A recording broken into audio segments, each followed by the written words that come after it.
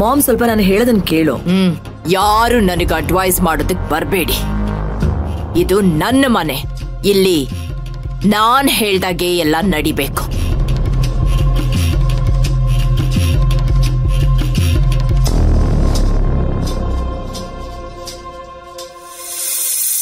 ತಂದೆ ಸ್ಥಾನದಲ್ಲಿ ನಿಂತು ನಾನಿಷ್ಟೆಲ್ಲ ಬೇಡ್ಕೊಳ್ತಾ ಇದ್ರು ನನ್ನ ಮಾತೆ ಕೇಳ್ತಿಲ್ವಲ್ಲಮ್ಮ.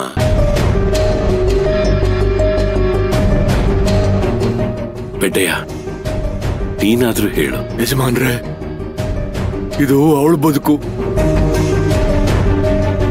ಅವಳೇನೇ ನಿರ್ಧಾರ ತಕೊಂಡ್ರು ಸರಿ ಅನ್ನೋನು ನಾನೇನ್ ಹೇಳಿ.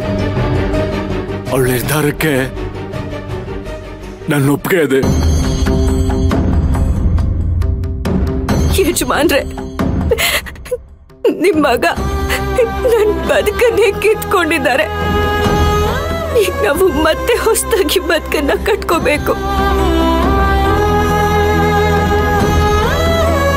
ನಾವಿಲ್ಲಿದ್ದಷ್ಟು ತೊಂದ್ರೆ, ಅದಕ್ಕೆ ನಾವಿಲ್ಲಿಂದ ದೂರ ಹೋಗ್ಬಿಡ್ತೀವಿ. ತೋಟನ ಬೇರೆ ಯಾರಿಗಾದ್ರೂ ವಹಿಸ್ಬಿಡಿ. ನಮ್ ಋಣ ಇಷ್ಟೇ ಅಂತ ನಾವೆಲ್ಲಾದ್ರೂ ಹೋಗ್ಬಿಡ್ತೀವಿ ಯಜಮಾನ್ರೆ.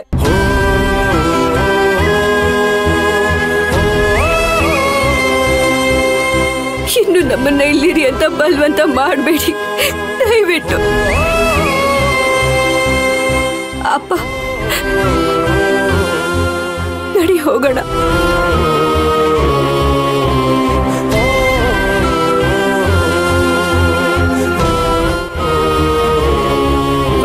ಮಯೂರಿ,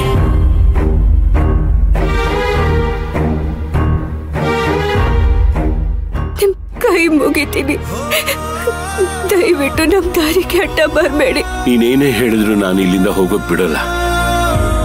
ಯಜಮಾನ್ರೆ, ಯಾಕೆ ಇಷ್ಟ ಹಠ ಮಾಡ್ತಾ ಇದ್ದೀರಾ? ನಿಮ್ಮನ್ನ ದಾಟ್ಕೊಂಡು ಹೋಗೋದು ನಮ್ಗೇನ್ ಕಷ್ಟ ಅಲ್ಲ.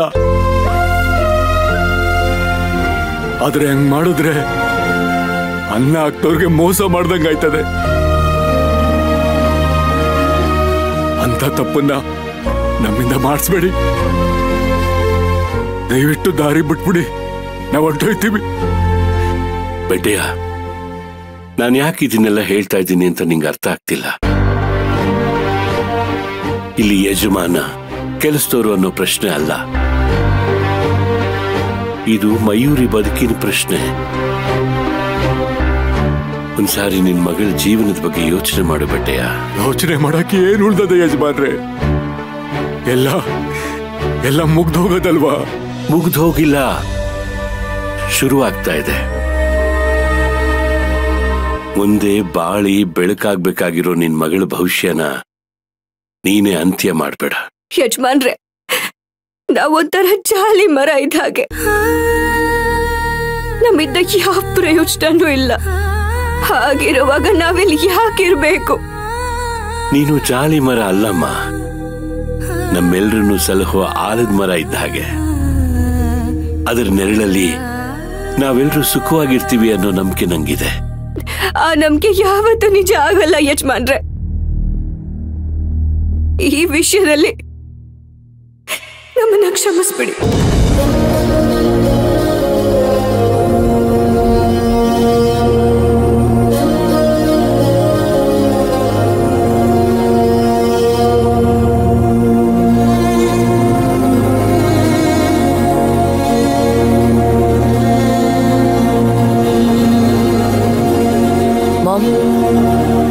ಮಯೂರಿ ಮಾತಾಡಿದ್ನ ಕೇಳಿಸ್ಕೊಂಡ್ಯಾ?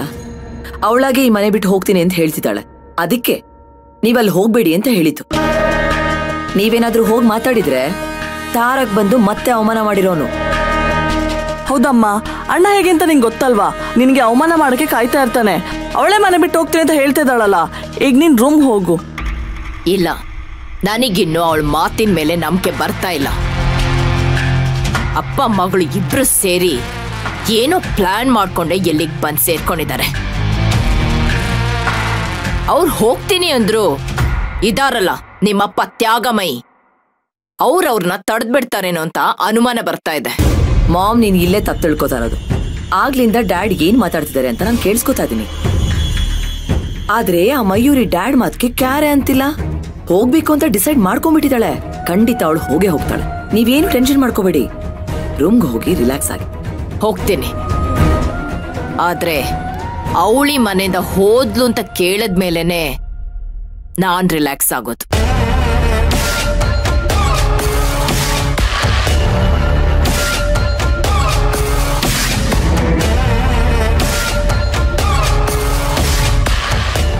ಅಕ್ಕ, ಅಮ್ಮನ ಹೇಗೋ ಸಾಗಾಕಿದಾಯ್ತು.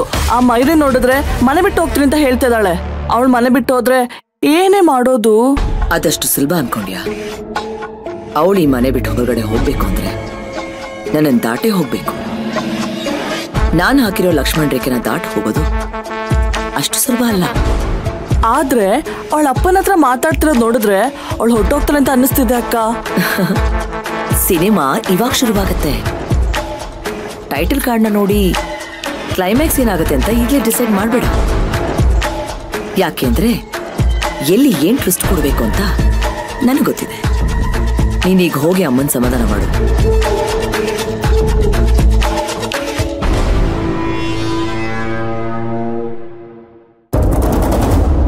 ನಡಿಯಪ್ಪ, ಹೋಗೋಣ. ನಾನಿಷ್ಟೆಲ್ಲ ಹೇಳಿದ್ರು ನೀವು ಹೋಗ್ತೀನಿ ಅಂದ್ಮೇಲೆ ನಾನು ನಿಮ್ಮನ್ನು ತಡೆಯೋಲ್ಲ.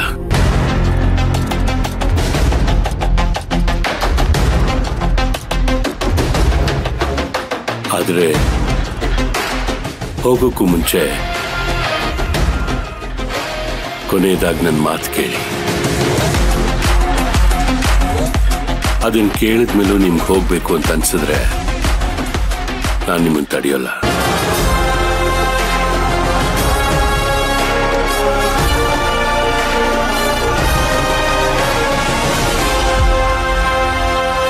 ನೋಡಮ್ಮ, ನನ್ನ ಮಗನಿಗೆ ಭಾವನೆಗಳಿಲ್ಲ. ಅವನು ಯಾರ ಜೊತೆನೂ ಸಂಬಂಧಗಳನ್ನ ಸರಿಯಾಗಿ ಇಟ್ಕೊಂಡಿಲ್ಲ. ತಾಯಿನ ದ್ವೇಷ ಮಾಡ್ತಾನೆ.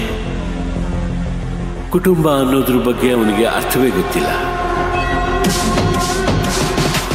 ಇದೆಲ್ಲವೂ ನೀನ್ ಹೇಳ್ದೆ ಸರಿಯಾಗಿದೆ. ಆದ್ರೆ ಅವನ್ ಮೊದಲು ಹೀಗಿರ್ಲಿಲ್ಲಮ್ಮ.